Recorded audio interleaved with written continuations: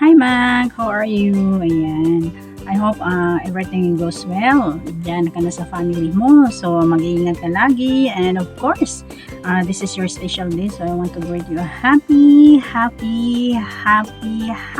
birthday because you consider this as your second life, di ba? So, ingatan mo yung second life mo. Huwag nang abusuhin. So, andito lang naman ako behind everything. Pag kailangan mo ng tulong, andyan lang ako palagi. So, I want just to recall nung those days na we're suffering, you are very suffering on pain, tapos may mga tao pang naninira sa atin, but still, hindi ko yun pinapansin. Of course, alam ko yung ginagawa ko, tumutulong ako, and hindi ko kailangan yung mga toxic people na magdidikta sa atin, di ba? So, in behalf of that, nagpasalamat pa rin tayo dahil nalampasan natin, lumalaban ka.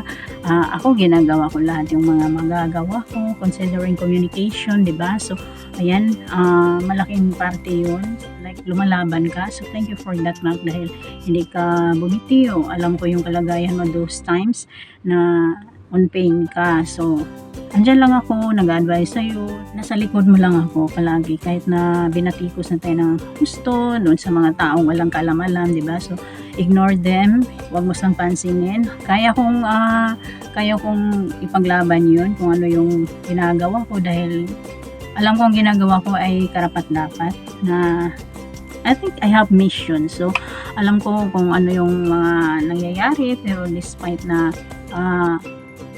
dumidistansya ako, andyan ako para tulungan ka. So, I ignore them dahil gusto kong tumulong and that is a part of my like a mission for you. Yan, nag-successful yung operation mo and yeah, thanks God.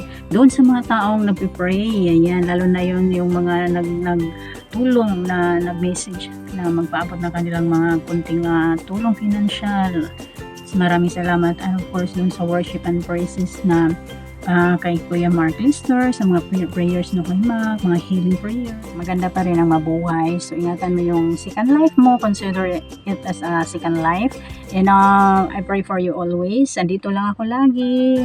Kung kailangan mo ng kaibigan, andito lang ako lagi sa iyo. Ayan. So, mag-iingat ka dyan. And of course, sundin mo yung mga sinasabi sa doktor, okay? So, malaking pasalamat ko sa iyo kasi lumalaban ka sa lahat ng pain, kahit ano yung paninira, lumalaban ka, kumakapit ka, ayan, at of course, dahil andyan ako, ginagabayan kita, hindi kita iniwan kahit sa anong mangyari. So, malaking pasalamat ko din sa mga tao na tumutulong, lalo na dun sa nagpe-pray sa'yo, naglalakad dun sa kay Tulfo until nadarating sa uwa, and of course dun sa mga tao financially na kahit anong yan, malaki o maliit, malaking bagay yun para sa iyo sa panibagong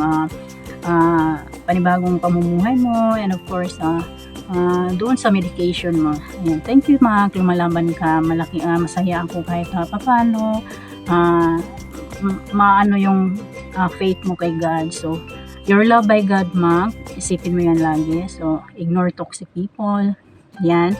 Ako, ini-ignore ko lahat yon as long as we know what we do. Alam natin yung mga ginagawa natin. Hindi po sila makakatulong. Yan ang lagi kong sinasabi sa'yo. So, yan mo silang maninira. Yan mo silang gumagawa ng istorya. Basta andito lang ako. Andito lang ako tutulong hanggat makakaya ko. So, I think bigay ako ni Lord dahil sa mga sitwasyon ngayon kasi ako yung taong hindi sumusuko sa mga hard times. Minsan umiiyak pero that's normal, diba? Bumabangon, nag-iisip uli, basta hindi lumiliko yung isip. Ayan, so wala akong pakialam dun sa mga taong gagawan ka lang ng istorya. Despite sila yung nag-make trouble, sila yung nagtitrigger sa mga yung mga nasa utak nila. So, leave it, okay? So, ang atin is ikaw, okay na, okay yung operation mo, tapos nakauwi ka na sa family mo. Ayan, nandito, pagbabalik ka na sa YT, andiyan lang ang YT, so I can handle it, nagmamanage ako dyan, so wag mo alalahanin yan, diba? So, tulong ko yan sa'yo, so be good. magpagaling ka, prayers of course, ayan, lagi kang magsimba, magpray ka with your family, at ingatan mo na yung life mo, okay? Huwag na abusuhin, ayan. Happy birthday sa iyo, Ma, and I hope to see you around at magpagaling ka with the prayers of God, ayan. So, mag-ingat ka lagi. Andito lang ako palagi sa iyo. Bye-bye. Happy birthday.